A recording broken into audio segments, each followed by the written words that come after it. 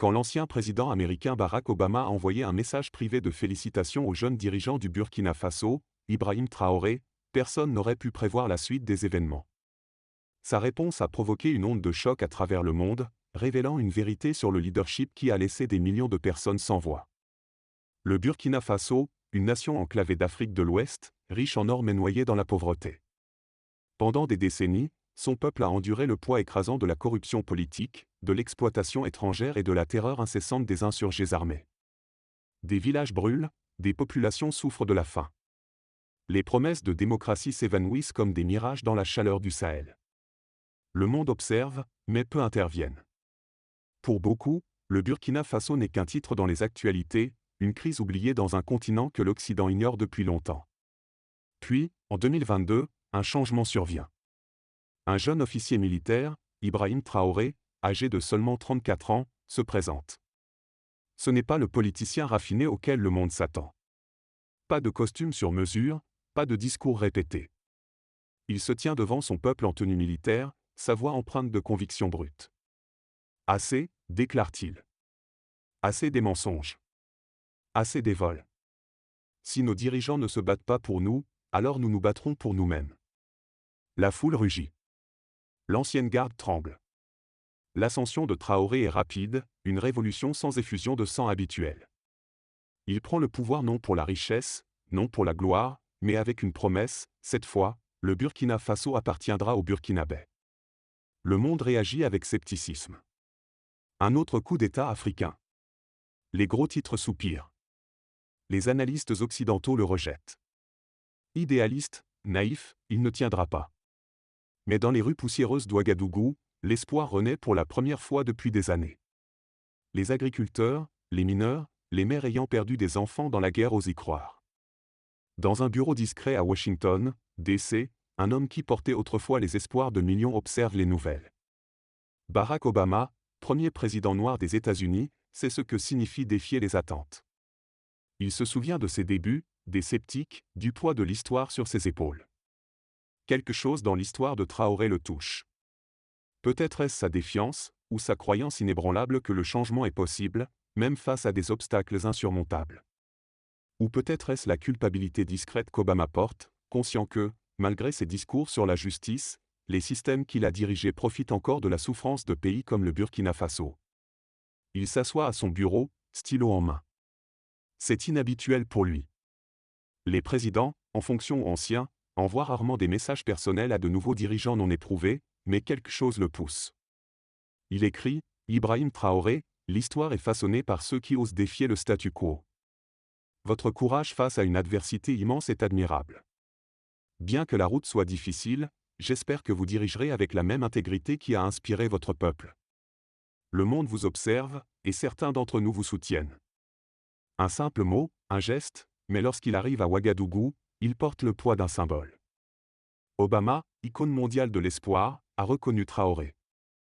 Le jeune capitaine lit le message. Ses conseillers attendent sa réaction. Un sourire, une gratitude, une chance de tirer parti de ce moment pour une légitimité internationale. Mais le visage de Traoré s'assombrit, car il connaît la vérité. Les éloges des hommes puissants ne nourrissent pas les enfants affamés. Ils ne rendent pas les ressources volées. Ils n'effacent pas des décennies de trahison. Il plie la lettre et prend une décision qui va choquer le monde. La lettre de Barack Obama arrive dans une enveloppe anonyme, remise par un coursier diplomatique. Les conseillers de Traoré prônent la prudence. C'est une chance d'obtenir le soutien de l'Occident, disent-ils. Mais il les fait taire d'un geste de la main. Il lit les mots une fois, deux fois, puis prend sa décision. Ce soir-là, la télévision nationale burkinabé interrompt ses programmes pour une allocution en direct. Ibrahim Traoré se tient devant les caméras, la lettre d'Obama à la main. La nation retient son souffle alors qu'il lit le message à voix haute, sa voix ferme. Puis, il marque une pause. L'atmosphère devient lourde. Sa mâchoire se crispe alors qu'il fixe l'objectif. Monsieur Obama, commence-t-il, merci pour vos mots. Mais l'Afrique n'a pas besoin de félicitations. Nous avons besoin de justice. Un silence stupéfait envahit le studio. Puis, comme un barrage qui cède, Traoré libère des décennies de colère. Notre or alimente vos économies pendant que nos enfants meurent de faim. Vos drones patrouillent nos cieux, mais les terroristes continuent de nous massacrer. Vous qualifiez nos dirigeants de corrompus, mais qui les a armés? Qui a renversé Sankara? La vidéo devient virale en quelques minutes. Les réseaux sociaux s'enflamment. Qui pense-t-il être contre? Enfin, quelqu'un le dit. Les commentateurs occidentaux s'empressent de réagir, mais dans toute l'Afrique, les rues explosent de joie. À Nairobi, à Dar es Salaam, les jeunes partagent ces mots avec un hashtag, #Traoré parle pour nous. L'équipe d'Obama prépare déjà une réponse. Mais Traoré ne s'arrête pas là. Il ne fait que commencer. Le monde observe alors que la réponse de Barack Obama défile sur les bandeaux d'actualité. J'entends les préoccupations de Traoré. Le dialogue, pas la division, nous fait avancer. Mais un autre défi surgit. Lors d'une conférence internationale, un magnate occidental, connu pour son arrogance, décide de s'en prendre à Traoré. Vous appelez cela du leadership, lance-t-il. Votre peuple meurt de faim pendant que vous parcourez le monde à faire des discours. Peut-être que si vous passiez moins de temps à vous plaindre du colonialisme et plus de temps à construire des usines. Un murmure choqué parcourt la foule. Même ses propres associés se sentent mal à l'aise. Ce n'est pas seulement impoli, c'est délibérément provocateur. Puis vient le moment qui sera visionné des millions de fois en ligne.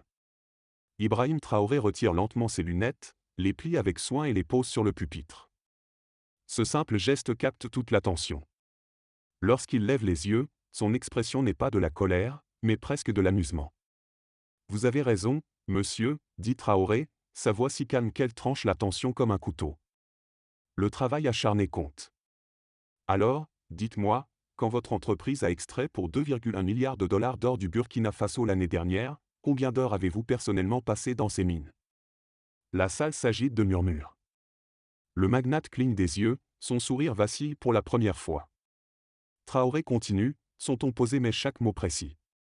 Quand vos filiales payaient les travailleurs 80 centimes par jour, était-ce votre définition d'un salaire équitable? Quand vos forces de sécurité ont ouvert le feu sur les manifestants à Bissa, avez-vous donné ces ordres vous-même? Une journaliste au premier rang laisse tomber son carnet. Quelqu'un dans le public murmure « Oh, waouh !» assez fort pour être capté par les micros. Le visage du magnate s'assombrit alors qu'il réalise que les choses ne se passent pas comme prévu. Attendez une minute, commence-t-il, mais Traoré lève un seul doigt. Pas de manière agressive, mais avec l'autorité tranquille d'un homme qui a affronté de vraies balles et n'est pas intimidé par des mots. Non, monsieur, vous avez voulu cette conversation. Ayons-la correctement. Traoré se tourne complètement vers le public.